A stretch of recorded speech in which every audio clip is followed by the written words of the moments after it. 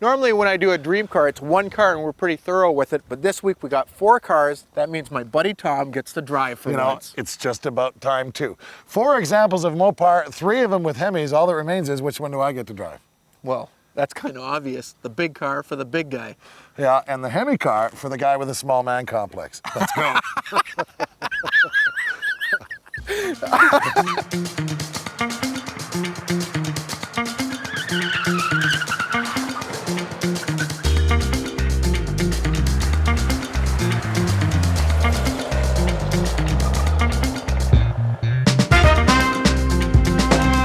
The 1970 Hemi Superbird, 426 inches, 425 horse. It really goes, but it don't stop. It don't turn. Built to homologate for NASCAR so that they could take their 426-inch, pulsating, throbbing, vibrating motor to Daytona. And that's without injection. Went from New York to Philadelphia in 2.5 hours. And that was a stop for White Castle and 2 stops for Lovin'. When you got 426 inches, your baby gonna feel it when you put the hammer down. Now to drive the Cuda, my partner Huggy Bear. Tom, you are such a moron. In '71, they built 107 Hemi Cudas.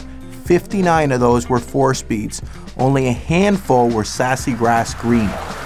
This car has also got the fog lights, it has the billboard stripes, the optional wheels, and the Super Track Pack 410 Dana posi. This car was a special order car for a customer out of Smith Stokes. It spent the first couple of years as a drag car, hence the 4,000 miles on the car when Smith bought it back. In 1995, Smith restored the car. Today it only has 5,000 miles on it.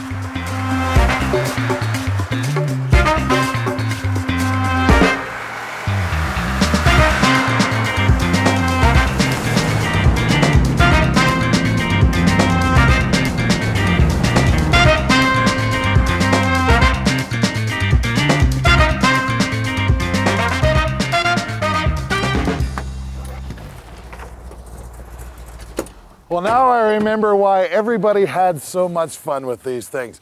Built for homologation, they still made a fantastic car over the road. And once you've had some Hemi, you want more Hemi. Can I drive the Road Runner? Yeah, I guess. Why? Well, there's no way I'm going to fit in the dark. I guess. The beauty of both of these cars is they were very affordable cars.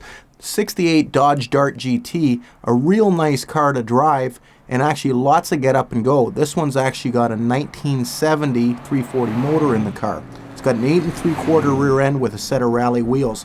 This car is also original B5 blue car, has factory air conditioning, power steering, power brakes, buckets, and a console.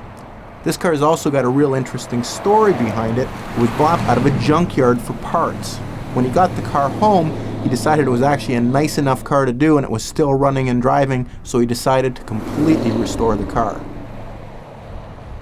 70 Hemi Road Runner, a very rare car, above and beyond the fact that it's a factory Hemi car.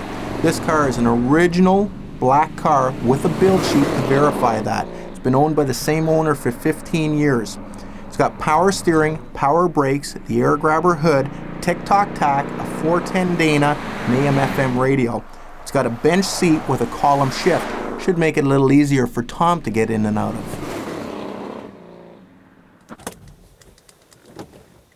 You know, these Mopars are a whole bunch of fun to drive, and you've got something for everybody. Something like this little Dodge Dart GT, it's between $12,000 and $15,000. Something like this Road... What are you doing, Tom?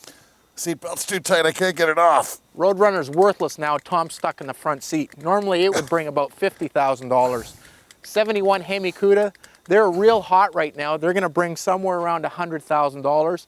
And the Superbirds, again with a Hemi, they're very strong, again in the 6 figures. The beauty of all of these Mopars is they're a whole bunch of fun to drive and there's something for everybody.